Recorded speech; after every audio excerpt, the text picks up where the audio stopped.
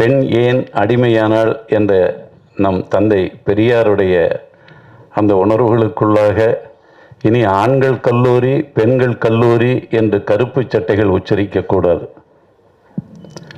ஆண்கள் கல்லூரி பெண்கள் கல்லூரி என்று தனித்தனியே இருக்கிறவரை இந்த சமூகத்தில் ஆண்பால் பெண்பால் அந்த குறைபாடுகள் நடந்து கொண்டேதான் இருக்கும். எனவே கல்விக்கூடங்களில் இனி ஆண்கள் கல்லூரி பெண்கள் கல்லூரி என்ற தனித்தனி கல்லூரிகள் வைப்பதை கல்வி வடிவமைப்பாளர்கள் சிந்திக்க வேண்டும் என்று ஒரு பெரியாரின் பிள்ளையாய் நான் அதை பதிவு செய்கிறேன். இப்போது என் காதல் சொல்ல நான் முத்துக்குமாரைத்தான், என் தம்பியைத்தான் அழைக்க வேண்டும். ஆனால் அவன் தம்பி இந்த நிகழ்ச்சியை இவ்வளவு சிரமப்பட்டு அந்த நூல்களை எல்லாம் என் இனிய தம்பி மதிராஜ் அவர்களால் வடிவமைக்க அவர்கள் இருவருடைய அந்த அழகில்தான் இந்த விழா இங்கே நடந்து கொண்டிருக்கிறது. எனவே மதிராஜிற்கும் என் தம்பி ரமேஷுக்கும் என்னுடைய நன்றிகளை தெரிவிக்கிறேன். காதலை பற்றி பேச வேண்டிய ஒரு சூழல். நான் இப்போது 40 ஆண்டு கால சென்னை வாழ்க்கையை விட்டு என்னுடைய சொந்த மண்ணுக்கு சென்று சங்க இலக்கிய ஆய்வாளனாக அதற்காக மட்டுமே உழைத்து கொண்டிருக்கிறேன். உலக அமைதிக்கான நூல் என்ற ஒரு 3000 ஆண்டுகளுக்கு முன்னால் போர் வேண்டாம் என்று சிந்தித்த இனம் இந்த தமிழ் இனம் என்ற ஒரு நூலை உலகுக்கு தந்திருக்கிறேன். ஏனென்றால் தமிழ் என்பது நான் யார் என்று கேட்டால் தமிழன், நாம் யார் என்று கேட்டால் உலகர். இதுதான் தமிழ் பண்பாட்டு விழுமியத்தின் ஆணிவேர் சொல். யாவரும் கேளீர் என்றால் எல்லா உயிர்களும் என்னுடைய உறவுகள் என்று சொல்வதுதான். மனிதர்கள் மட்டுமே உறவுகள் என்ற சொல் அல்லது பொருள் தமிழுக்கு அழகாகாது. எண்ணென்ப ஏன எழுத்தென்ப இவ்விரண்டும் கண்ணென்ப படிக்கும் மாணவர்களுக்கு என்று வள்ளுவன் சொல்லவில்லை. படிக்கும் மனிதர்களுக்கு என்றும் சொல்லவில்லை, வாழும் உயிர்க்கு என்று சொன்ன அந்த தமிழ். அந்த தமிழுக்குள்ளாக காதல், அந்த காதல் எனக்கு கவிதையாக்கி கொடுத்தவர் கவிக்கோ அப்துல் ரஹ்மான். பக்கம் பக்கமாக எழுதாதே, 4 வரி 5 வரியில் எழுது என்று எனக்கு என் விரல் பிடித்து எழுதிய ஆண் தாய் அப்துல் ரஹ்மான். நானும் சில காதல் கவிதைகள் எழுதினேன். என்னை எல்லோருக்கும் பிடித்திருக்கிறது, அவனையும் எல்லோருக்கும் பிடித்திருக்கிறது, எங்களைத்தான் யாருக்குமே பிடிக்கவில்லை. இதற்குள் நகைச்சுவை மட்டுமில்லை, ஆணவ படுகொலையும் இருக்கிறது என்பதை நீங்கள் உணர வேண்டும். ஒரு பெண் ஒரு ஆணை எப்படி தேர்ந்தெடுக்க வேண்டும் என்பதற்கு தந்தை பெரியாருடைய சிந்தனையை உள்வாங்கி உளவியல் ஒரு மருத்துவ கவிதையாக தந்தேன். அந்த பெண் சொல்லுகிறாள், தனித்த அறையில் தொடுவதை தவிர்த்தாய், கூட்ட நெரிசலில் தொட்டிட தவித்தாய், அங்கேதானடா உணர்ந்தேன் உன் மீதான என் காதலை. சங்க இலக்கியத்தில் ஒரு காட்சி, அதற்குள்ளாகவும் ஒரு உளவியல் மருத்துவம் பார்த்த ஆண் உடல் பெண் உடல் என்ற அந்த உடல்களை தாண்டிய ஒரு அழகான ஒரு சிந்தனையை ஒரு புலவன் ஒரு மானை வைத்து சொல்லியிருக்கிறான். வழக்கமாக அந்த மான் அந்த பருவத்தில் அந்த புல் வெளியில்தான் சென்று பசியாறும். அப்படி அந்த புற்களை தின்று பசியாறிய அந்த மான் தண்ணீர் குடிப்பதற்காக வழக்கமாக அதற்கு பக்கத்தில் இருக்கிற வாவியை குளத்தை தேடி வருகிறது. பார்த்தால் அங்கே அந்த வாவியை காணோம். அந்த குளத்தை யார் திருடியிருப்பார்கள்? இந்த இடமா அல்லது வேறு புல்வெளியா என்று அதற்கு சந்தேகம். அந்த கள்ளிச்செடிகள் உயர்ந்து வளர்ந்திருக்கிற அந்த கள்ளிச்செடிகள் அதே இடத்தில்தான் அந்த குளம் இருந்தது என்பதை உறுதிப்படுத்துகிறது. ஆனால் அந்த தண்ணீரை காணோம். அப்போது திடீரென ஒரு அவசர காற்று வந்து அந்த கள்ளிச்செடியில் படர்ந்திருக்கிற அந்த முல்லை கொடிகளை உலுக்குகிறது. அதிலிருந்து புலவென்று அந்த முல்லை பூக்கள் அங்கே விழுகிறது. அப்போதுதான் அந்த மானுக்கு புரிகிறது, ஓஹோ, இந்த காற்று உலுக்கி உலுக்கி இந்த முல்லை பூக்கள் உதிர்ந்து உதிர்ந்து இந்த தண்ணீரை மறைத்திருக்கிறது. அதோ தரையில் விழுந்த வெண்ணிலா போல் அந்த வாவியை மூடியிருக்கிறதே அந்த முல்லை பூக்கள். புரிந்துவிட்டது மானுக்கு. சென்று ஒரு ஓரமாக தன் முகத்தை வைத்து ஒரு பெருமூச்சு விடுகிறது. பெருமூச்சு விட்டவுடன் அந்த முல்லை பூக்கள் எல்லாம் அப்படி தள்ளி போகிறது. ஒரு தெளிந்த தண்ணீரை பார்க்கிறது மான். அதை தாகம் தீர குடித்துவிட்டு அந்த மான் திரும்புகிறது என்பதுதான் அந்த காதல் காட்சி. இதற்குள்ளாக உரையாசிரியர் நுழைகிறான். அவன் சொல்லுகிறான், தலைவனே, நீ பொருள் தேட உன் மனைவியை பிரிந்து இந்த பெண்ணை பிரிந்து நீ 6 மாதங்கள் பிரிந்திருந்தாய். அவளும் தவித்திருந்தாள், நீயும் தவித்திருந்தாய். இப்போது 2 பேரும் அருகருகே அமர்ந்திருக்கிறீர்கள். அவள் உனக்கானவள்தான், நீ அவளுக்கானவன்தான். ஆனால் நீ பிரிந்து போயிருந்தாய் அல்லவா? அந்த 6 மாத இடைவெளியில் உன் அம்மாவாலோ உன் அப்பாவாலோ அல்லது பக்கத்தில் இருப்பவர்களாலோ உன் மனைவிக்கு சில இடைஞ்சல்கள் இடையூறுகள் வந்திருக்கலாம். அப்போது அவள் மனதிற்குள்ளாக உன்னிடம் சொல்ல வேண்டிய ஏராளமான மனச்சுமைகளை வைத்திருக்கிற ஒரு பெண்ணாக அவள் இப்போது இருப்பாள். எனவே நீயும் போட பழகு. அம்மாவா? அப்பா? சொல்லு. அந்த 4வது வீட்டு அத்தை.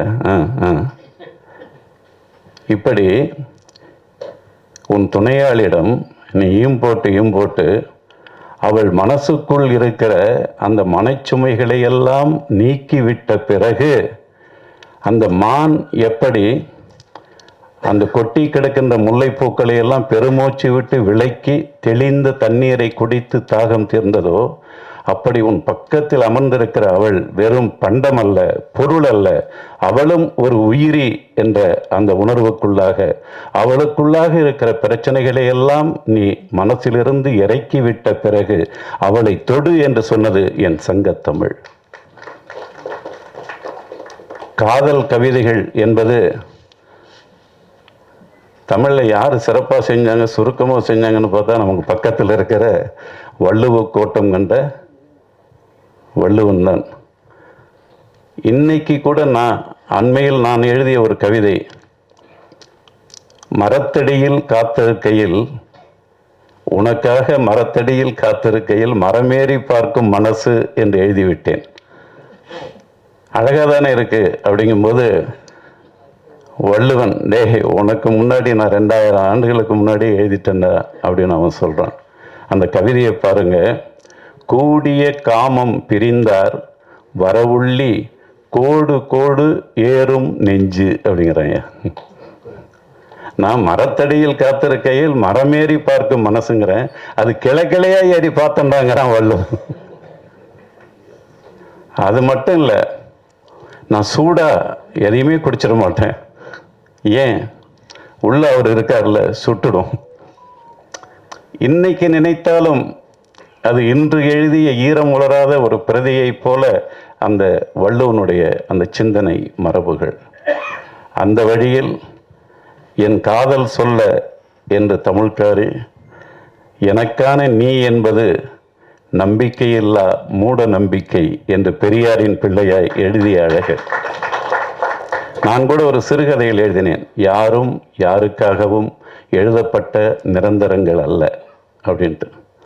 அது எனக்கான நீ என்பது, எனக்காகவே நீ என்பது தான் அதனுடைய பொருள். எனக்காகவே நீ என்பது நம்பிக்கையில்லா மூட நம்பிக்கை என்று அந்த கவிதை அவ்வளவு அழகாக. காதல் வேகத்தின் தூரத்தையும் வேகத்தடையின் நேரத்தையும் நீயே முடிவு செய்கிறாய் முடிவிலி என்று சொல்லுகிற அழகு. நான் கூட இந்த வேகத்தடையை ஒரு திரையிசை பாடலில் பயன்படுத்தினேன்.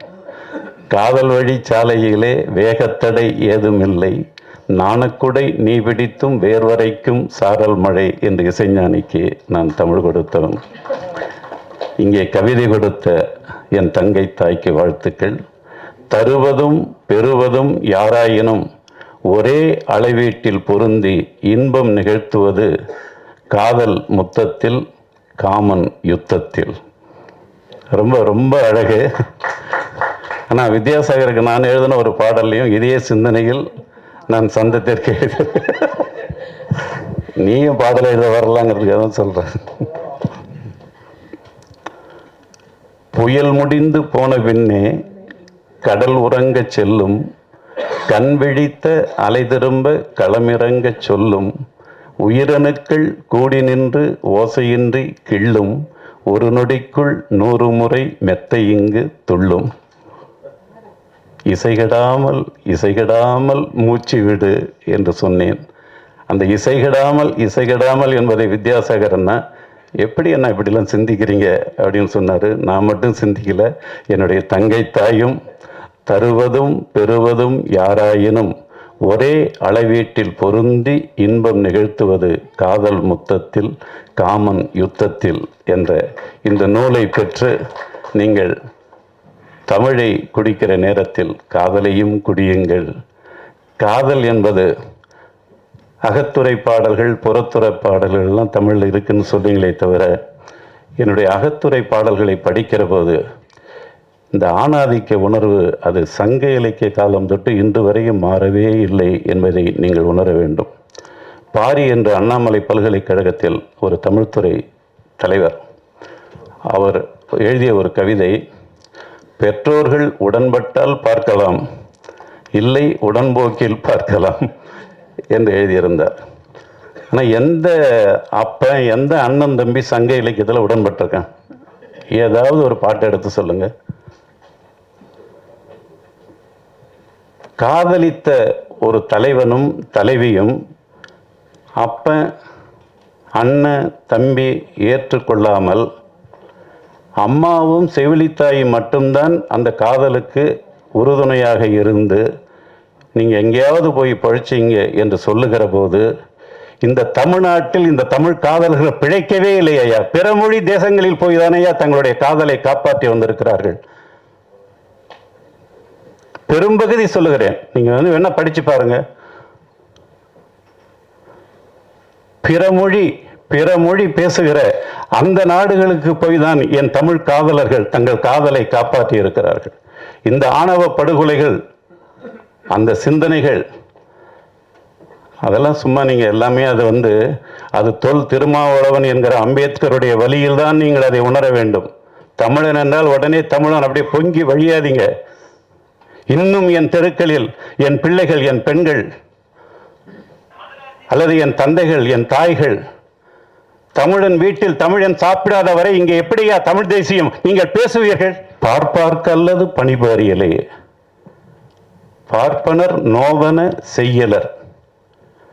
தமிழ் மன்னர்களுடைய தலைகளை வெட்டி அவற்றை அடுப்பு கற்களாக வைத்து அதற்குள்ளாக பானைகளில் தமிழனுடைய ரத்தத்தை ஊற்றி அதை அந்த தமிழ் பகைவனுடைய தோலை, அந்த தமிழ் மன்னன் தான், அவனுடைய தோலை வெட்டி அந்த ரத்தத்தை அப்படி சூடாக்கி அதை அப்படி கின்றானா. அகப்பை எது தெரியுங்களா?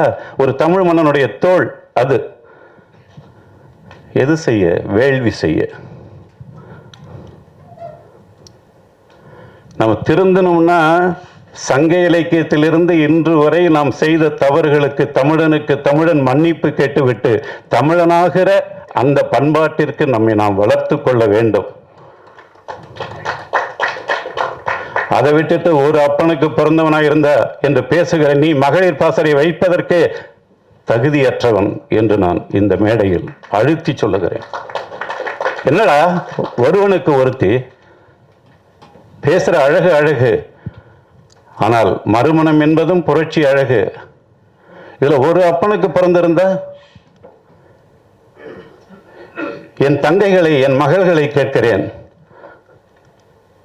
தலைமைக்கு வர வேண்டும் என்றால் பிரபாகரனின் அந்த சொல்லாடல்கள், பெரியாரின் சொல்லாடல்கள் நாம் பின்பற்ற வேண்டும். அது திராவிட இயக்கமாக இருந்தாலும் தமிழ் இயக்கமாக இருந்தாலும் நான் பார்வையாளனாகத்தான் இருக்கிறேன். நான் எந்த மேடைக்குள்ளும் நான் செல்லவில்லை. ஆனால் 76 வயது வரைக்கும் நான் தமிழுக்காகவும் தமிழனுக்காகவும் தமிழ் ஈழத்திற்காகவும் வாழ்ந்து கொண்டிருக்கிற ஒரு சராசரி மனிதன். இந்த சென்னையில் வாழ முடியாமல் நான் என் ஊரில் போய் என் தமிழுக்காக, என் சங்க இலக்கியத்திற்காக வாழ்ந்து கொண்டிருக்கிறவன். எவனும் என்னை கை நீட்ட முடியாது. பேசுங்கள் மேடையில். என் பிள்ளைகள் பேசுகின்றன, பரதாவை போட்டு பேசுகின்றன. என்ன பேசுகின்றன? மயிறு. எப்படியடா ஒரு மேடையில், எப்படி ஒரு மேடையில் அதை நீ எப்படி கை தட்டுகிறாய்? அப்படியெல்லாம் பேசக்கூடாதம்மா, அப்படியெல்லாம் பேசக்கூடாது என்று சொல்லுகிறவர்தான்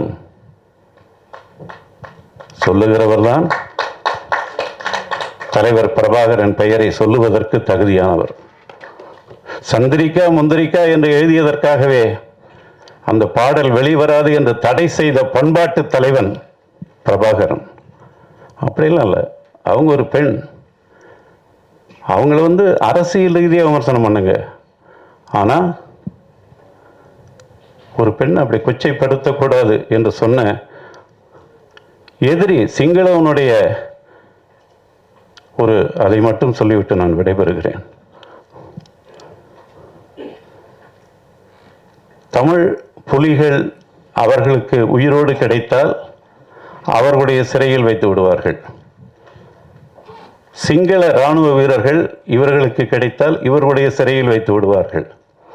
அப்படி வைக்கப்பட்ட ஒரு வீரன், அந்த வீரனுடைய குடும்பத்திற்கு, மனைவிக்கு மடல் போகிறது. உங்கள் கணவர் எங்களுடைய கட்டுப்பாட்டில் உள்ள சிறையில்தான் இருக்கிறார், நீங்கள் வந்து பார்க்க வேண்டும் என்று சொன்னால் மடல் எழுதுங்கள், நாங்கள் தேதி குறிப்பிடுகிறோம், அப்போது நீங்கள் வந்து பார்த்து செல்லலாம் என்று மடல் போகிறது. அந்த மனைவி அங்கிருந்து வருகிறார். வந்து தன்னுடைய விவரங்களை சொல்ல கணவனும் மனைவியுமாக அவர்கள் 2 பேரையும் பேச வைக்கிறார்கள். 2 மணி நேரம் 3 மணி நேரம் பேசிவிட்டு பிறகு அவர்கள் ஊருக்கு போக தொடர்வண்டிக்கு செல்லுகிறார்கள். அன்றைக்கு அந்த கடைசி தொடர்வண்டி போய்விடுகிறது. இனி அந்த இராணுவ வீரரின் மனைவி இங்கே இவர்களுடைய கட்டுப்பாட்டு இடத்தில்தான் இரவு தங்க வேண்டும். அப்போது அந்த பொறுப்பாளர்களுக்கு பிரச்சனை வருகிறது. அந்த பெண்ணை எங்கே தங்க வைப்பது? அவர்களால் தீர்மானிக்க இயலவில்லை. எம் தலைவருக்கு அந்த செய்தி போகிறது, நீங்கள் தான் சொல்ல வேண்டும் என்கிறார்கள். உடனே அந்த தலைவன் அந்த சிங்கள இராணுவ தம்பியினுடைய வயதை பார்க்கிறார், மனைவியின் வயதை பார்க்கிறார். அவருடைய உணர்வுகளை ஒரு தமிழனாக, தமிழ் பண்பாட்டின் அடித்தளத்தில் ஊறிய ஒரு பண்பின் விழுமியத்தை உள்வாங்கி அந்த தலைவன் என்ன செய்கிறான் தெரியுமா? அவர்கள் இவ்வளவு காலம் பிரிந்திருக்கிறார்கள், இன்று இரவு அந்த பெண்ணை தனியே விடாதீர்கள், அந்த கணவனும் மனைவியுமாக அவர்களை தங்க விடுங்கள் என்று ஆணையிட்டவன் என் தலைவன் பிரபாகரன்.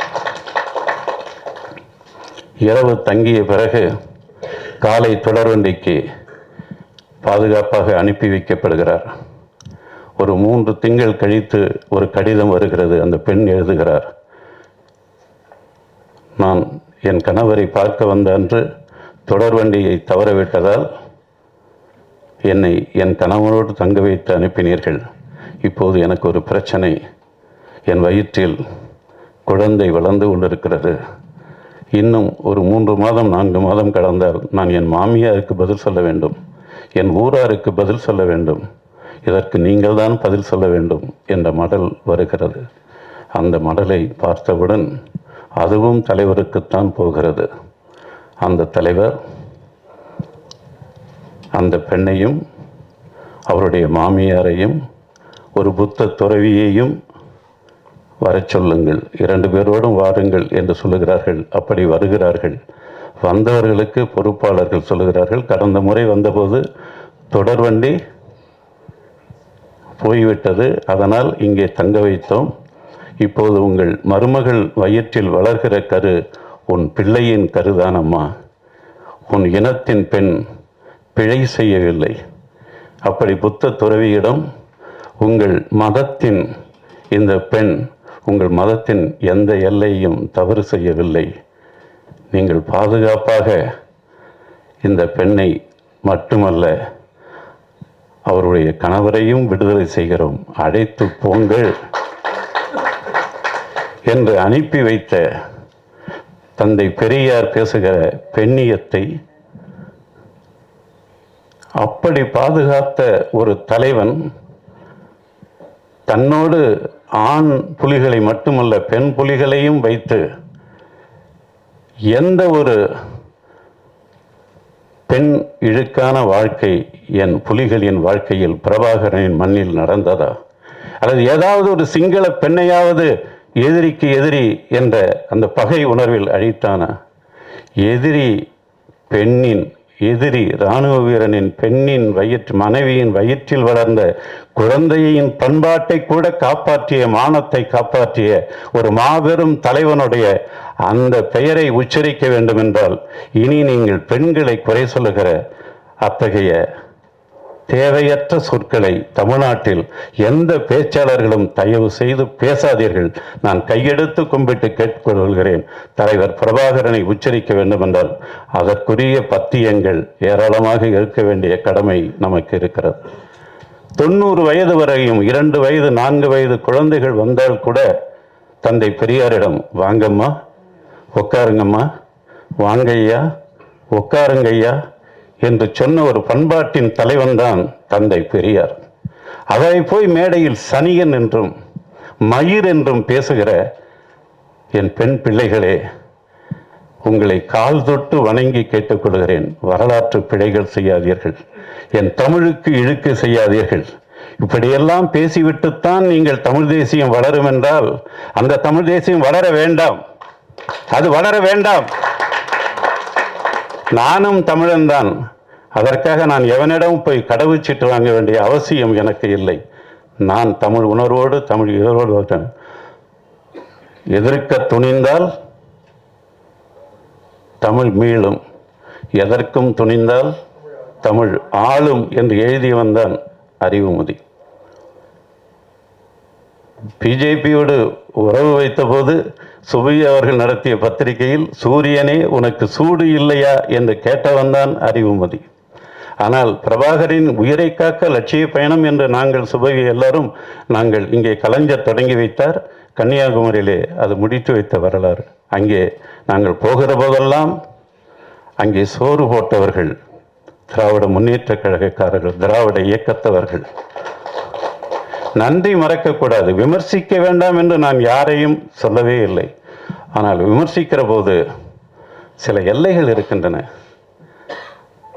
எத்தனையோ பெரியார்கள் சொல், அந்த வரலாறுகளை எல்லாம் சொல், படிக்க வேண்டும், சொல்லாதே என்று சொல்ல மாட்டேன், சொல்லுகிற முறையில் சொல். இந்த ஜெர்மனியில் இருந்து இந்த ஒலிவாங்கியை கண்டெடுத்தவன் நான் இவ்வளவு மெல்லிய பேசும்போதும் இவ்வளவு பேருக்கு கேட்குதே.